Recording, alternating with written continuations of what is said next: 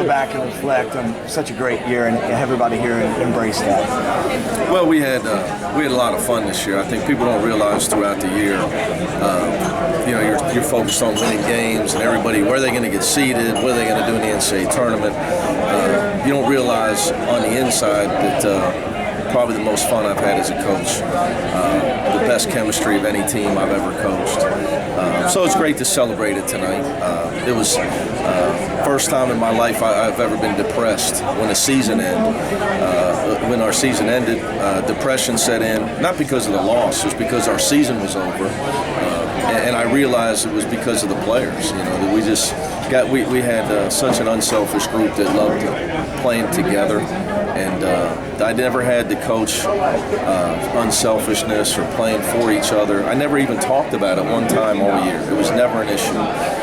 I would say we probably led the country in unselfishness. So I realized how special that was, and that's why it was so hard to see it end. But it ends for everybody but one team in a tough way, so we're just going to celebrate it tonight. Go on that a little bit more.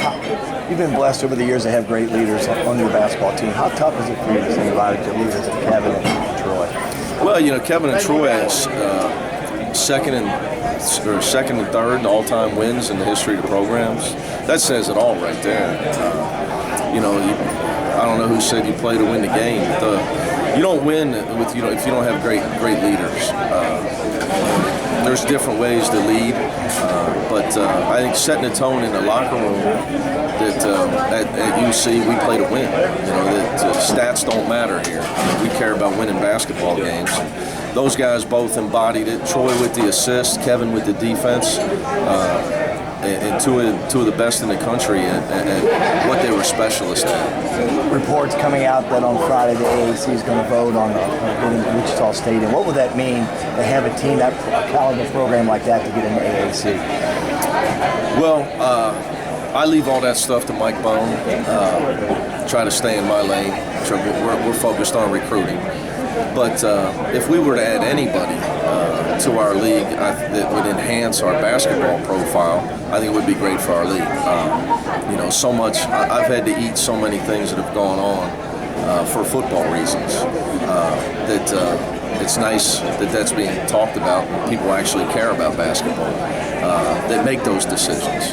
Because I know our fans care, our former players care, and our current players care, but it's tough to get the powers that be to make moves for basketball reasons. So that alone is in and of itself is exciting.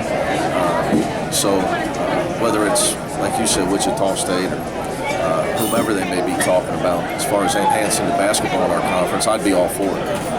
Is there any one win that stands out for you this year? Not really. I guess, what I would say, the biggest thing that stands out for me is to go through a season with no issues internally. I don't know if that's ever happened for me as a coach, as far as who shoots the ball, who passes the ball, playing time or what have you. Yeah, I'm sorry. I don't think I've ever had that as a coach. Absolutely.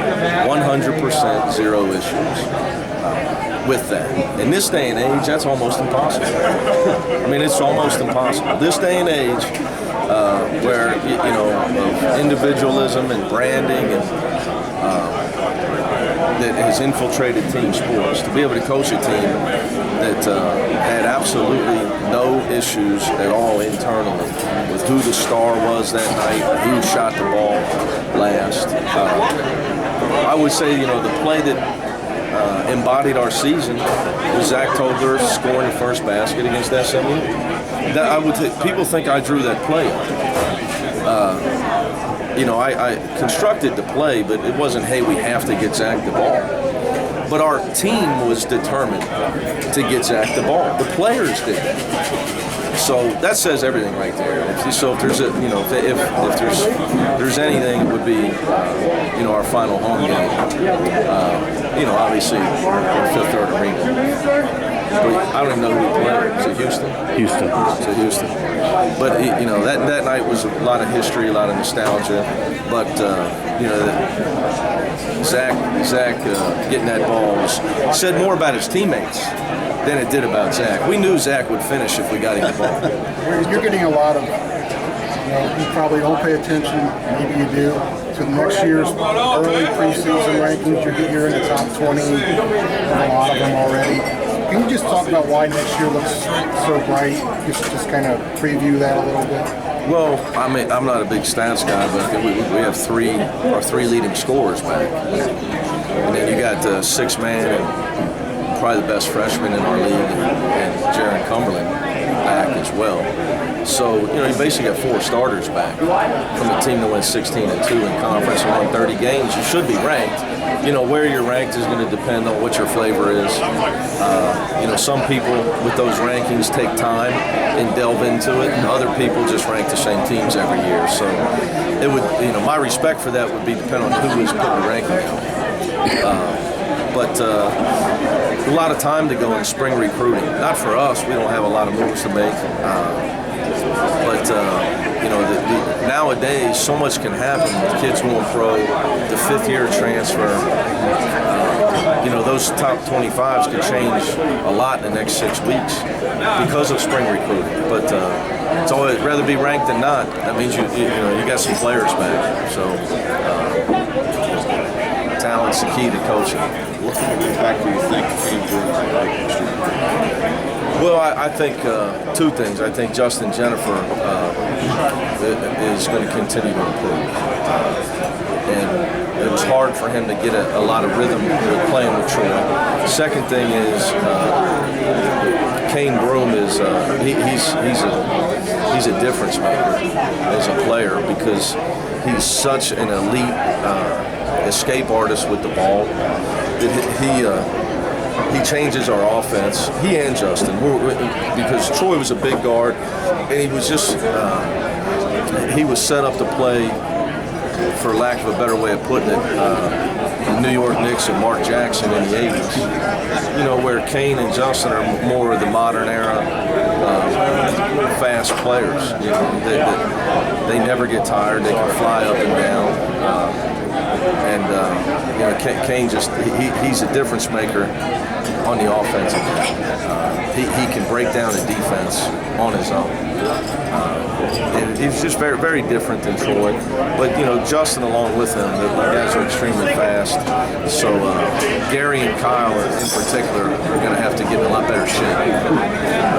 How could it be defensively with the guards? Because obviously Kevin was a great defender. Yeah. Troy was big.